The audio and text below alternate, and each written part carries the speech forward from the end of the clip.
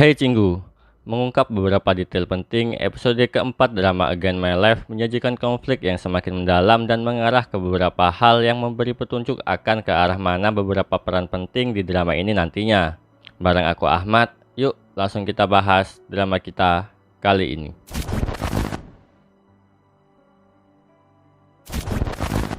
Kim Hee-a akhirnya terungkap merupakan orang kaya yang gabut, yang ayahnya ternyata pemilik Chunha Telecommunication, yang mana perusahaan ini cukup dekat dengan Tae-sup.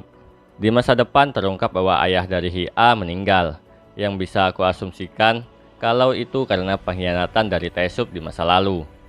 Alasan Hee-a membenci Tae-sup juga terungkap. Alih-alih dari masa depan, ternyata Hee-a sejak awal punya firasat kalau Tae-sup bukan orang baik dan merupakan orang yang munafik. Anggap saja Hee-a ini pandai menilai orang ya. Kembali ke ayah Hee-a. Di episode kali ini, takdir dari ayahnya berubah, di mana di masa depan harusnya ayah Hee-a menghadapi pengkhianatan dari orang titipan Tae-sup, di mana di masa lalu malah berubah karena Hee-woo, yang dimana membuat ayah Hee-a dan Tae-sup malah menjalin kerjasama. Karena perubahan ini bisa saja membuat peran Hee-a di masa depan bisa saja berubah. Hingga saat ini kita bisa anggap Hee-a berada di pihak Hee-woo, tapi kedepannya mungkin bisa saja berbalik. Mengingat Hee-a sangat sayang pada ayahnya, di sini kita semua tahu kalau ayah Hee-a juga nggak sepenuhnya baik. Dia bahkan menyuruh Tae-sup untuk membuang anjingnya, dalam hal ini CEO yang Tae-sup pekerjakan di Chunha. Ini bahkan menjadi menarik bagaimana peran Hee-a yang semakin besar nantinya.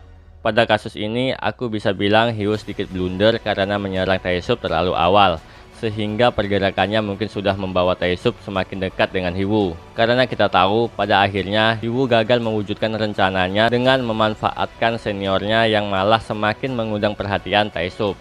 Dimana ini sangat berbahaya karena persiapan Hee-woo sendiri sebenarnya belum benar-benar matang. Peran Malaikat Maut juga akhirnya terungkap. Yang aku kira dulunya penasihat, sepertinya perannya lebih ke asisten dari Tae-sup mungkin. Malaikat Maut di sini sepertinya berposisi sebagai pengkhianat Tae-sup sejak awal.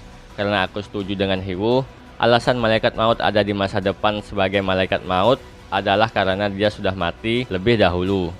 Andai pesan dari Malaikat Maut bisa kebaca, jadi aku bisa lebih mengerti apa yang sebenarnya terjadi di akhir episode ya.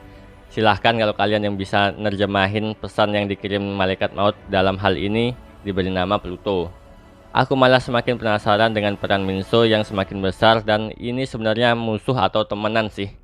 Aku sendiri masih ragu karena banyak hal dari perannya ini masih terasa janggal. Aku rasa dia bisa jadi kunci kejutan yang bagus untuk cerita di drama ini ke depannya. Segitu aja sih yang bisa aku bahas. Kalau ada detail yang membuat kalian tertarik silahkan tulis di kolom komentar. Sekian dari aku, sampai ketemu di pembahasan berikutnya. Bye bye.